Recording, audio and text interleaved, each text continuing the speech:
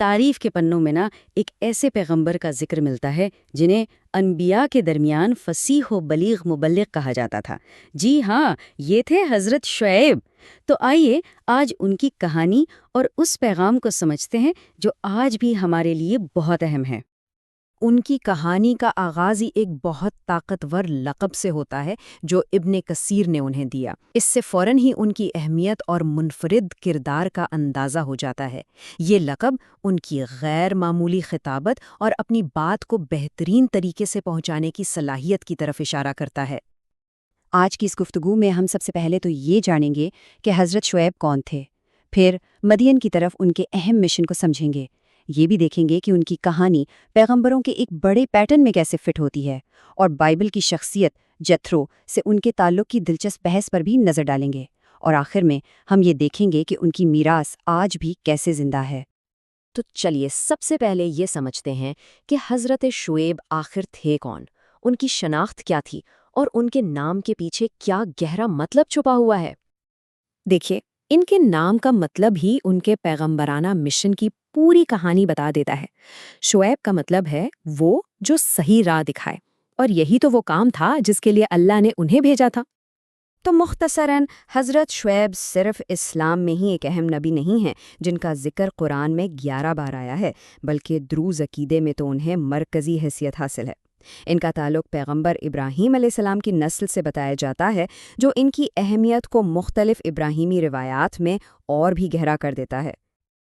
اب ہم حضرت شعیب کی زندگی کے مرکزی قصے کی طرف بڑھتے ہیں، یعنی مدین کے لوگوں کی طرف ان کا مشن، جو انصاف اور ایمان کی دعوت پر مبنی تھا۔ حضرت شعیب کو جس قوم کی طرف بھیجا گیا تھا نا، وہ 2 بنیادی مسائل کا شکار تھی۔ ایک تو وہ بتوں کی پوجا کرتے تھے، اور دوسرا اپنے کاروباری معاملات میں شدید بے ایمان تھے۔ ان کی گمراہی صرف یہ نہیں تھی کہ وہ ایک بڑے درخت کو پوجتے تھے، بلکہ ان کا پورا معاشرتی ڈھانچہ ہی کرپشن پر کھڑا تھا۔ وہ ناپ تول میں ڈنڈی مارتے تھے، تجارتی معاملات میں کھلم کھلا دھوکہ دیتے تھے، اور یوں زمین پر فساد پھیلا رہے تھے۔ حضرت شعیب کا پیغام بالکل واضح اور 2 حصوں پر مشتمل تھا، جیسا کہ قرآن کی یہ آیت بتاتی ہے۔ پہلا، صرف ایک اللہ کی عبادت کرو، اور دوسرا، اپنے معاملات ٹھیک کرو، ناپ تول پورا کرو اور لوگوں کو ان کا حق دو۔ مطلب ایمان اور عمل دونوں کو درست کرنے کی دعوت تھی۔ اچھا، اب دیکھتے ہیں کہ مدین کے لوگوں نے اس صاف اور سیدھے پیغام پر کیا رد عمل دیا۔ ان کی کہانی کا یہ حصہ ہمیں ایک ایسے نبوی پیٹرن کی طرف لے جاتا ہے جو تاریخ میں بار بار دہرایا گیا، یعنی تنبیہ، پھر انکار اور آخرکار انجام۔ ان کی قوم کا رد عمل بہت شدید اور مخالفانہ تھا۔ انہوں نے نہ صرف حضرت شعیب کی بات ماننے سے صاف انکار کر دیا، بلکہ ان کا مذاق اڑایا اور انہیں دھمکیاں بھی دیں، جس سے یہ معاملہ اور بھی سنگین ہو گیا۔ لیکن ان دھمکیوں کے باوجود حضرت شعیب بالکل ثابت قدم رہے۔ انہوں نے اس معاملے کو قبائلی طاقت سے ہٹا کر سیدھا اللہ کے اختیار کی طرف موڑ دیا، اور یہ طاقتور سوال پوچھا، کیا میرا خاندان تمہارے نزدیک اللہ سے زیادہ عزت والا ہے؟ یہ کہانی ایک وسیع تر پیٹرن کا حصہ ہے۔ جیسا کہ نوح، ہود اور صالح علیہ السلام کے قصوں میں ہوا، ایک نبی کو بھیجا جاتا ہے، قوم اسے رد کرتی ہے، وہ ثابت قدم رہتا ہے، اور آخر میں ایمان لانے والوں کو بچا لیا جاتا ہے، جبکہ انکار کرنے والوں کو تباہ کر دیا جاتا ہے۔ اب ہم حضرت شعیب کی شناخت کے ایک ذرا پیچیدہ اور علمی پہلو کی طرف آتے ہیں، جو ایک دلچسپ پہیلی کی طرح ہے۔ اس حصے کا مرکزی سوال یہ ہے، کیا اسلامی روایات کے حضرت شعیب اور بائبل کے جیتھرو ایک ہی شخصیت ہیں؟ یہ ایک ایسی بحث ہے جو طویل عرصے سے چلی آ رہی ہے۔ اب اس سوال پر علماء کی رائے ایک نہیں ہے۔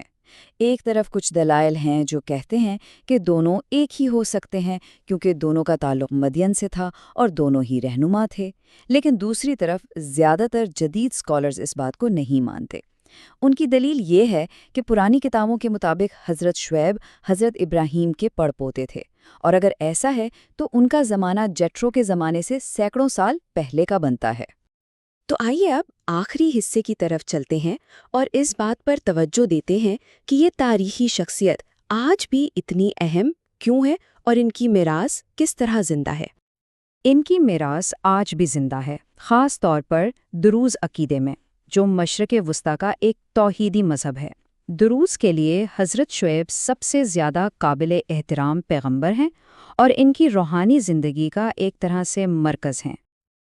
اور یہ بات کافی حیران کن ہے کہ ان کی میراث مشرق وسطی میں صرف ایک نہیں بلکہ 3 مختلف جگہوں پر یادگار کے طور پر موجود ہے۔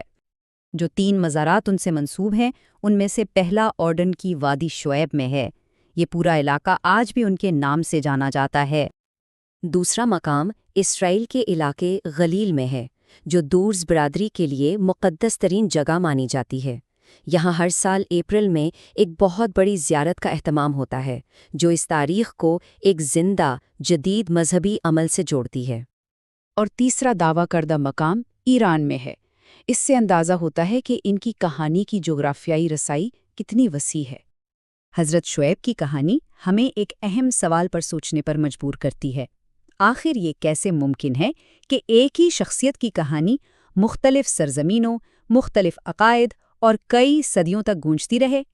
یہ تاریخ کی لازوال طاقت اور ایک آفاقی پیغام کی شاید بہترین مثال ہے۔